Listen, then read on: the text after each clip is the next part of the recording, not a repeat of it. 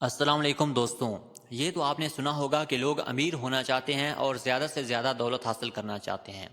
لوگ یہ سمجھتے ہیں کہ جس کے پاس زیادہ دولت، نئی گاڑیاں اور بڑے مکان ہیں وہ امیر ہے، اور جس کے پاس یہ سب کچھ نہیں وہ غریب ہے۔ اور غریب یہ سمجھتے ہیں کہ ہم کبھی یہ سب چیزیں حاصل ہی نہیں کر سکتے اور ہم کبھی امیر نہیں بن سکتے۔ تو آئیے میں آج آپ کو چند ایسی چیزیں بتاؤں گا جس کے ذریعے آپ بھی امیر بن سکتے ہیں، اور آپ کو یہ بتاؤں گا کہ اصل میں کون شخص امیر ہے۔ امیر شخص وہ ہے جس نے اپنے اندر کے خزانے کو دریافت کر لیا ہو، جس نے خود کو تلاش کر لیا ہو، جس نے اپنی صلاحیتوں کو استعمال کیا ہو اور بہترین نتیجہ دیا ہو، وہ شخص امیر ہے۔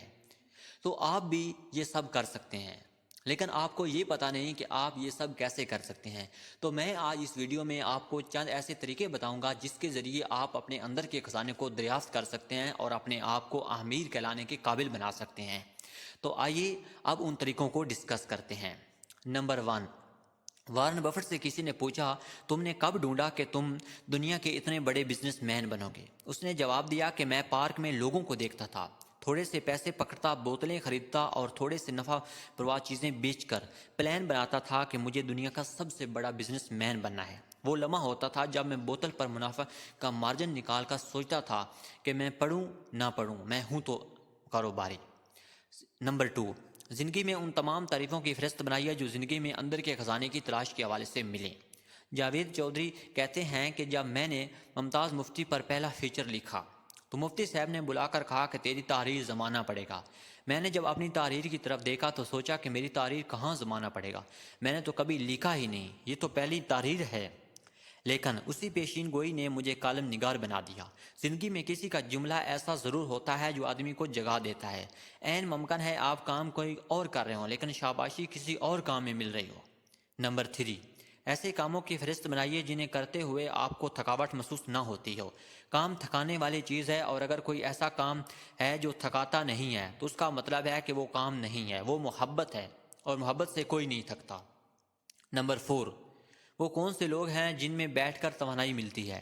حضرت مولانا جلال الدین رومی فرماتے ہیں میں نے دیکھا کہ بھیڑوں کے ایک ہجوم میں شیر کا بچہ رہنے لگا۔ دیکھتے ہی دیکھتے اس کی ساری عادات بھیڑوں والی ہو گئیں۔ ایک دن اس نے شیروں کا جھنڈ دیکھا، دیکھتے ہی دیکھتے وہاں سے ایک شیر نکلا اور اس نے ایک بھیڑ کو چیڑ پھاڑ دیا۔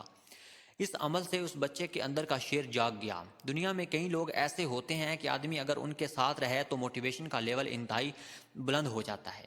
نمبر 5، ان کہانیوں، ان کتابوں، ان فلموں کی فہرست بنائیے جن سے موٹیویشن ملتی ہے۔ نمبر 6، ان خواہشوں کی فہرست بنائیے جن کے لیے دعا مانگتے ہوئے آنکھیں بھیگ جاتی ہیں۔ نمبر 7، ان خوابوں کی فہرست بنائیے جن کے بارے میں آپ اکثر سوچتے رہتے ہیں۔ نمبر 8، ان خیالات کی فہرست بنائیے جو آپ کو اکثر آتے رہتے ہیں۔ نمبر 9، دنیا میں دوبارہ آنے کا موقع ملے تو کیا کریں گے؟ نمبر 10، کس نام کے ساتھ دنیا میں جینا چاہتے ہو؟ شناخت کیا ہوگی؟ شناخت انسان کی مجبوری ہے، یہ مادہ اللہ تعالیٰ نے صرف انسان کے اندر رکھا ہے، کسی اور مخلوق میں نہیں۔ نمبر 11، جس شناخت کے ساتھ جینا چاہتے ہو اس کے ساتھ کون سی سروس جوڑنا چاہتے ہو؟ یہ 11 ایسے طریقے ہیں جن پر عمل کریں گے تو آپ اپنے اندر کے خزانے کو تلاش کر سکیں گے۔ آج انسانوں کے اندر یہ بھی ایک بہت بڑی بیماری ہے کہ وہ کہتے ہیں وہ وسائل کا انتظار کرتے ہیں، وہ غلط کرتے ہیں۔ وسائل کوئی چیز نہیں ہوتی، ارادہ اصل شے ہے۔ جب ارادہ سچا ہو تو جو کچھ اس وقت موجود ہے اسی کے ساتھ کام شروع کر دیجئے۔ ہم لوگ اچھے وقت کا انتظار کرتے رہتے ہیں جبکہ اچھا وقت کبھی نہیں آتا۔ جس وقت میں آپ موجود ہیں وہی سب سے اچھا وقت ہے۔ انسان عجیب مخلوق ہے کہ جب وہ دنیا میں رہ رہا ہوتا ہے تو کہتا ہے ابھی بہت وقت ہے، یہاں تک کہ اسے دھوکے میں اسی کی زندگی کا اختتام ہو جاتا ہے۔ تو یہ چند ایسے طریقے تھے جو آپ کے سامنے میں نے رکھے ہیں۔ اگر آپ نے ان کو اپنی زندگی میں اپناؤ گے تو آپ اپنے اندر کے خزانے کو دریافت کر لو گے، اور جب آپ نے اپنے اندر کے خزانے کو دریافت کر لیا تو آپ اس دنیا کے سب سے بڑے امیر ہو۔